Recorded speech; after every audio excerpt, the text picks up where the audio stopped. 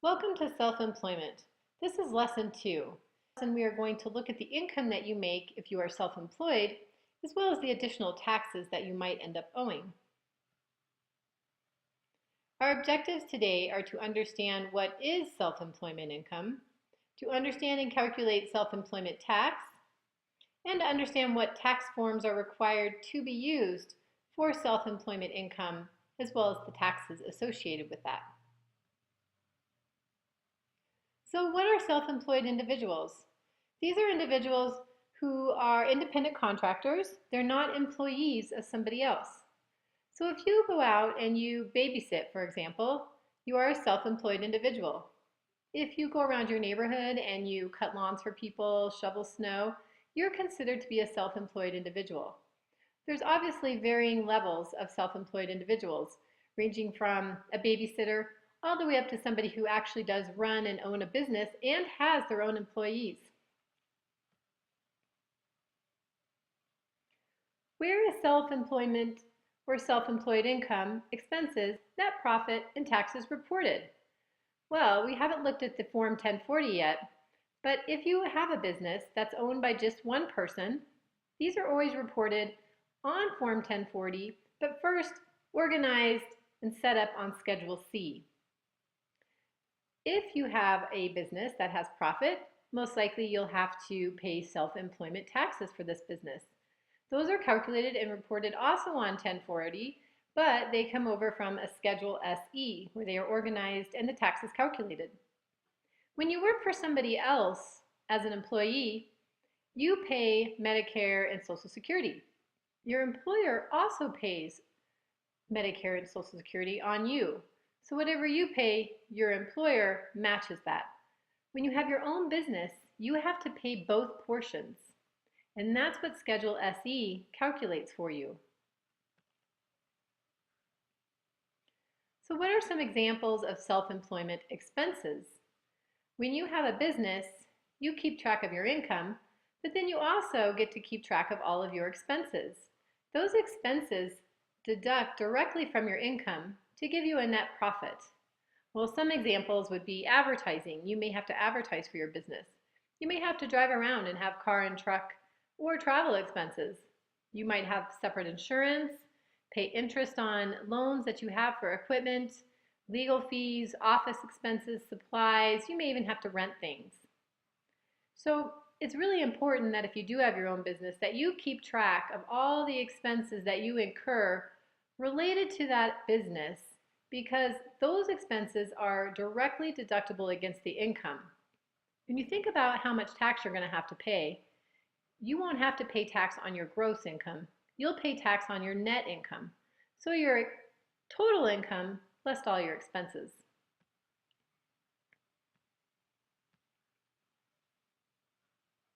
How does self-employed net profit impact overall income and taxes? Well, self-employment profit ultimately increases the income that you have that's subject to tax. Think of it as from a job.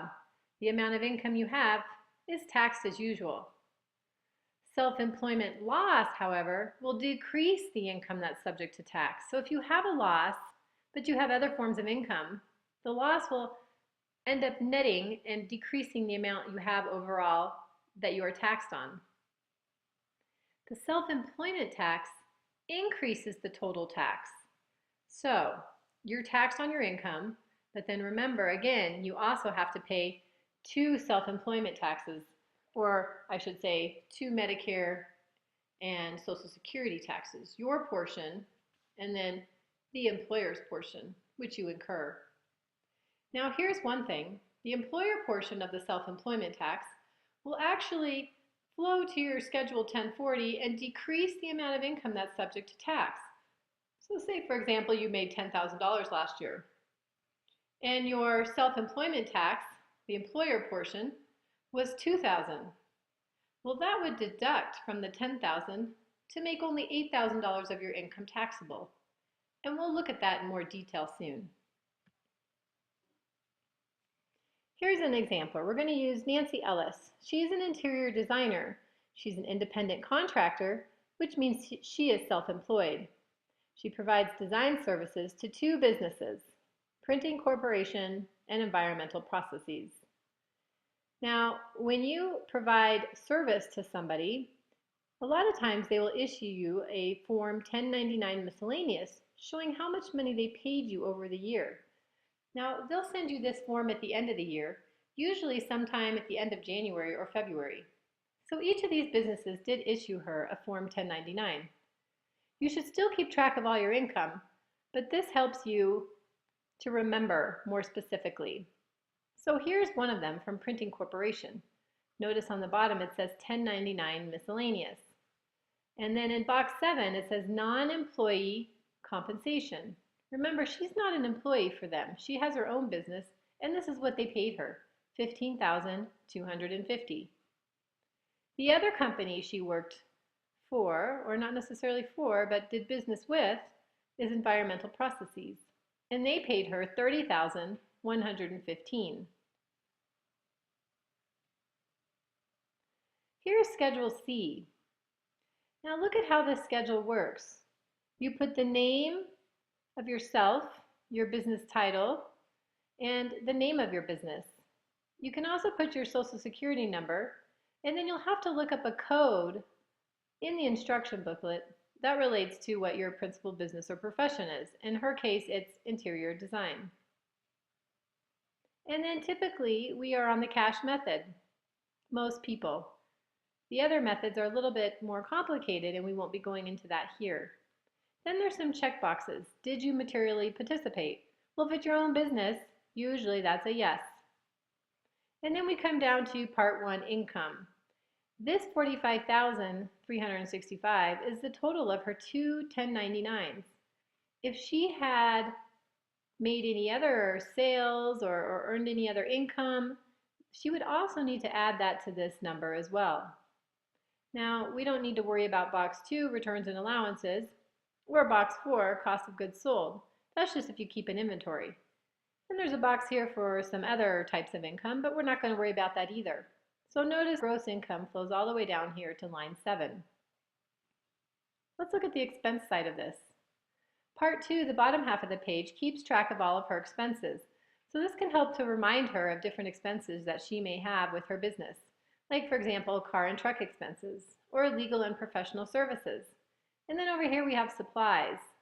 There's also other expenses that she can keep track of, which she would list out on page 2 and then put the total here. In number 29, we have our profit and loss, which we subtracted line 28 from line 27. So all these expenses would have added up to be actually, right in here. And then we would have our tentative profit and loss. And then let's see, it's hard to read this, but looks like line 30 is for tax business use of your home, which this person did not have.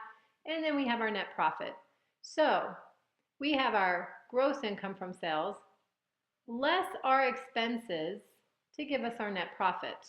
So she will be taxed on this $26,245 figure, not on the previous amount, the gross income, which was $45,365.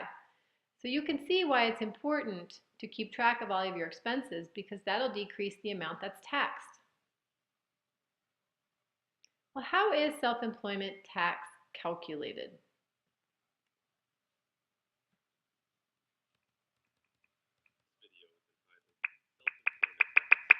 To start, let's define what self-employment tax is. Self-employment tax is a Social Security and Medicare tax for self-employed individuals. Think about the last check you received as an employee. You had a certain amount of money withheld from your check for Social Security and Medicare, known as FICA taxes. What you may not know is that your employer also had to pay that same amount on the wages you received. When an individual is self-employed, they become responsible for paying both the employee and employer portions of these taxes on their earnings. Also, rather than having the tax withheld from multiple paychecks throughout the year, self-employment tax is taken as a lump sum on the individual's tax return in the spring. Those required to pay self-employment tax include sole proprietors, meaning those with no legal structure, independent contractors like commissioned sales reps or realtors, partners in a partnership, and members in an LLC, including single-member LLCs. It is important to note that passive income, such as the earnings of silent partners or income from investments like a rental property, is not subject to self-employment tax. Self-employment tax is calculated by taking 92.35% of the total net profit and multiplying it by the current self-employment tax rate. Traditionally, that rate is 15.3%. That rate is a combination of the 12.4% Social Security tax and the 2.9% Medicare tax. As you are probably aware, Washington passed a 2% reduction in Social Security taxes effective in 2011 and has since extended the cut into 2012. While the full duration of this 2% tax cut will be left to lawmakers, the current self-employment tax formula and the one that will be used on 2011 tax returns will reflect the reduction. This means that the current self-employment tax formula is net profit times 0.9235 times 0.133. For example, if you earn $10,000 in self-employment income in 2011, you will pay approximately $1,200 in self-employment tax. Likewise, if you earn $50,000, you will pay just over $6,100 in self-employment tax. In the event that a company has expenses greater than its revenues, a net loss, no self-employment tax is due. As you can see, self-employment tax is a hefty price to pay for business ownership. Remember that self-employment tax is paid on your company's net profit, meaning the amount you have left over after you have covered all of your expenses. Be sure to keep accurate records of your expenses to ensure you are not paying more taxes than necessary. Once your company has become profitable, you will also want to create a business entity that can further reduce this tax burden. Owners of S-elected entities, including S-corps and S-elected LLCs, are required to pay FICA taxes on a fair salary in place of self-employment tax on the company's net profit. Profitable companies should consult with a tax professional to see what entity is best for them. If you have any questions about this or any other related topic, learn more at www.msftaxes.com. Thanks for watching.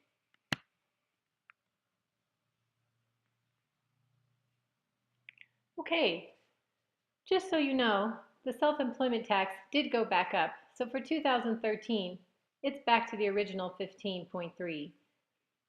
All right, let's look at a separate example. Katrina owns a house cleaning business. Last year, her self-employment profit was $21,657. Well, the net earnings that are subject to self-employment tax are not the full amount. We take the $21,657 and we multiply it by 92.35% or 0.9235. So, the net earnings subject to self-employment tax are only $20,000. Her self-employment tax was $3,060. So we multiply that $20,000 by the Social Security and FICA rate doubled, which is for 15.3% now in this year. So knowing that her self-employment tax is $3,060, we know then that she's going to have to pay this extra on top of whatever her regular income tax is. The employer portion of this $3,060 is half. Remember, she pays half for herself and half for the employer portion. Since she is both the employee and the employer, she has to pay both. But this $1,530 that she is considered to be the employer for actually will decrease her overall income. So if we look down here, we can see that the employer equivalent portion of her self-employment tax, that means that Katrina's income that is subject to tax will be decreased by the employer equivalent portion of $1,530. So she's not going to pay tax on $21,657.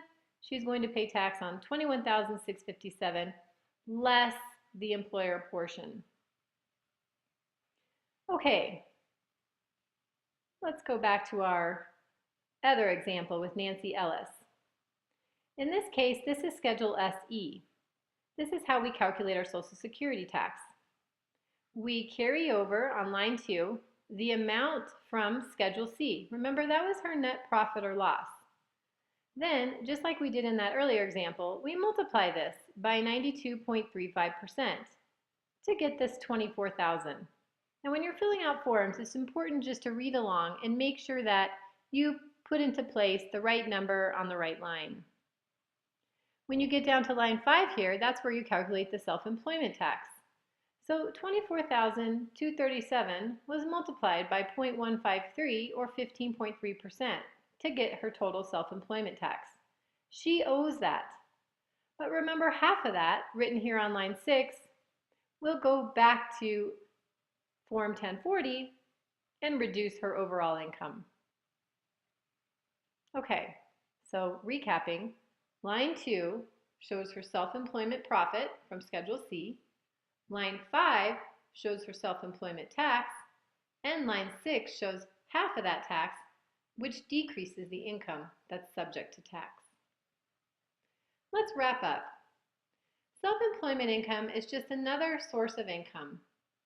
Self-employment income is taxed the same as income earned from wages. However, it is also subject to an additional self-employment tax.